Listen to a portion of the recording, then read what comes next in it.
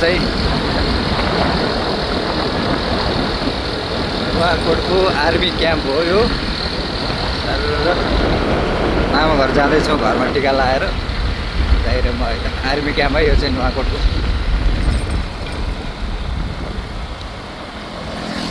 हाम्रो बाटो चाहिँ स्पेसलै छ, यहाँ पनि बढ्छ है अझै। सबै यहाँ बढ्ने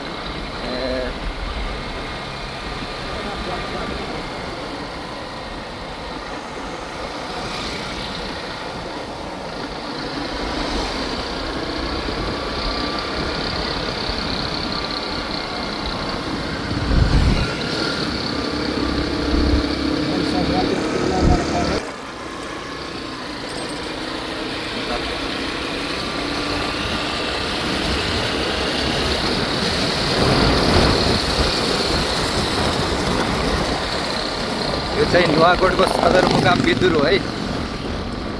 नुवाकोटको सदरमुकाम बिदुर चाहिँ यही हो ठ्याक्क है, बिदुर चोक आयो। अब यहाँबाट साततले दरबार जाने बाटो है, यहाँबाट मास्तिर हामी जाँदैछौँ। अब यहाँ चाहिँ नुवाकोट साततले दरबार जाने है, यो चाहिँ बिदुर भयो नगरपालिका।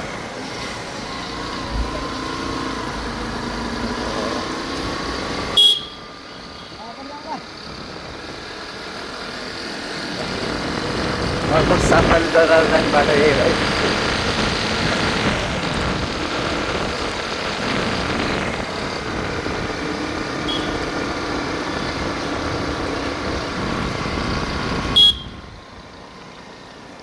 कार्यालय यहाँ छ।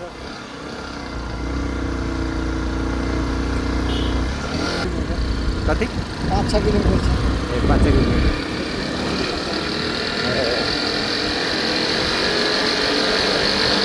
साथीहरू हामी चाहिँ बिदुरबाट अब यो नुवाकोट भैरवी थान साततले दरबार जाँदैछौँ है, उकालो लाग्दैछौँ। बिदुरबाट लगभग 4 किलोमिटरदेखि 5 किलोमिटरसम्म माथि छ उकालो। ल हेर्दै गर्नु है त।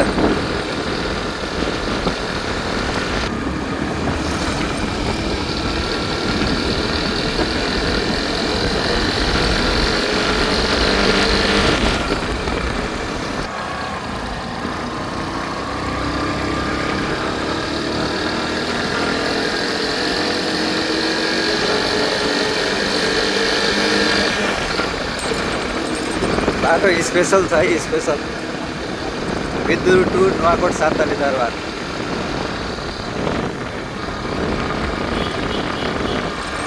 बाटो स्पेसलै छ।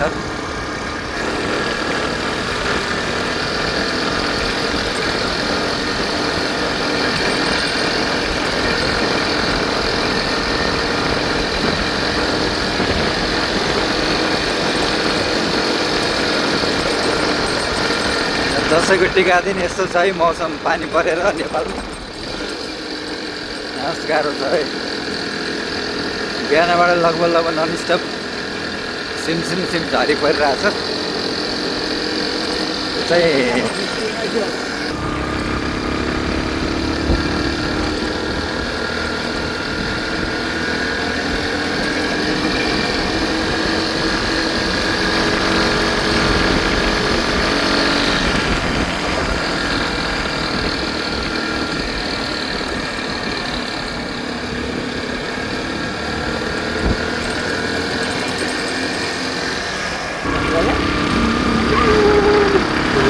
यो पिच नबिग्रेको कि पहिलेबाट यस्तै हो?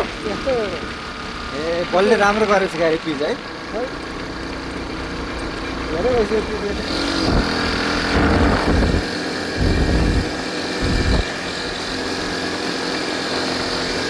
गाडी पनि मजाले चल्छ नि यहाँ त है।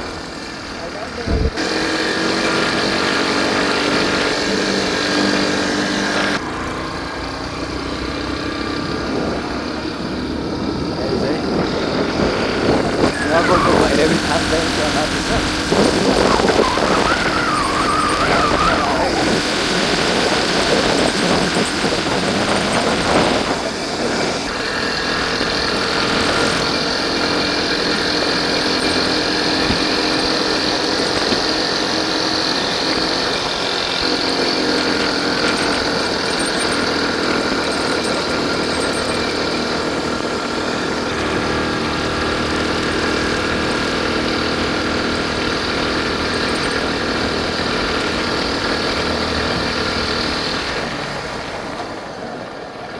रिसोर्टसँग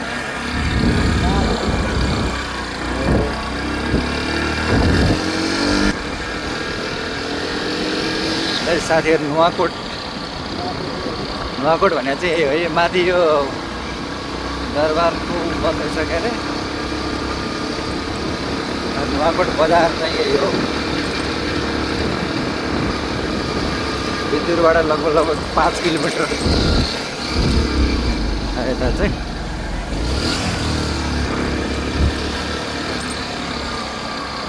इन्द्रचोक भन्ने ठाउँ यहाँ पनि छ है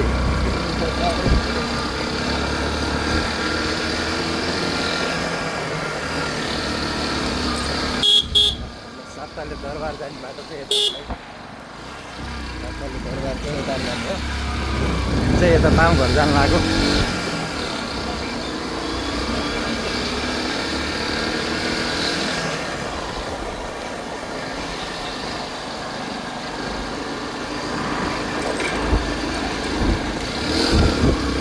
के भएछ यहाँ फेरि जाम छ त काहीँ गयो केटाहरूले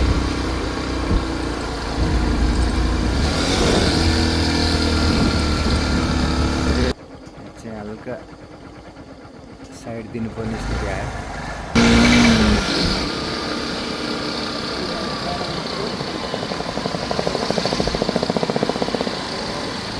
ए यता नि साँग्रै रहेछ नि बाटो त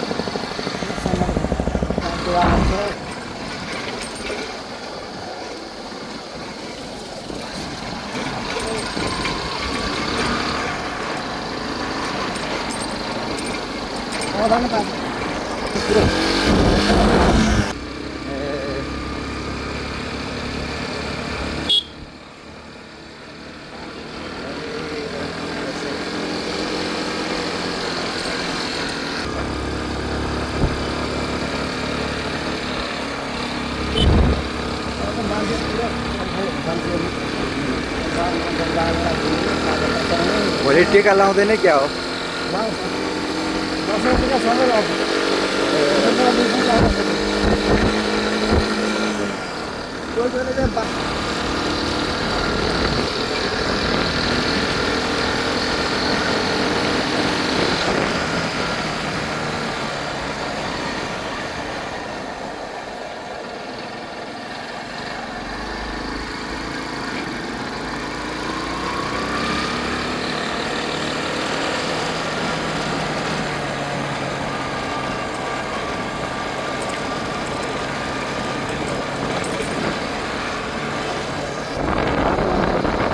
अब चाहिँ यहाँबाट फलाटे भन्ने ठाउँमा आइपुग्छ फलाटे कति टाइम आउनु है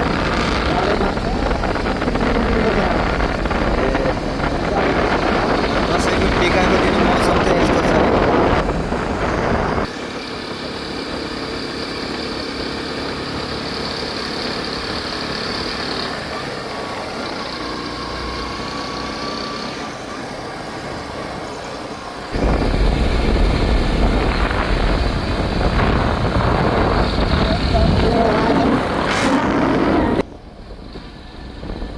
हेलो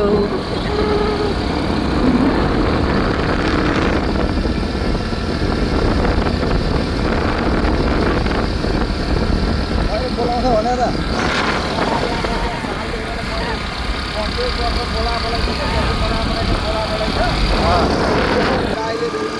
होला घर दिन दसैँमा ल फलाटे बजार सुरु भयो साथीहरू यही हो लगभग बिदुरबाट नुवाकोट 5-7 किलोमिटर त्यहाँबाट यता चाहिँ 3 किलोमिटर फलाटे बजार यो हो हामी चाहिँ मामाघर जाँदैछौँ है सूर्यगढी नै हो मामाघर चाहिँ स्कुल यहाँ छ सूर्यगढी कति हो हाम्रो अहिले 4 यो सुरुगढी 3 हो अहिले ए अहिले चाहिँ हामी सूर्यगढी 3 छौँ अब हामी चाहिँ सूर्यगढी 4 जाँदैछौँ मामाघर चाहिँ 4 पर्छ फेरि हाम्रो गाउँ चाहिँ 5 पर्छ सूर्यगढी 5 पर्छ है सबैजना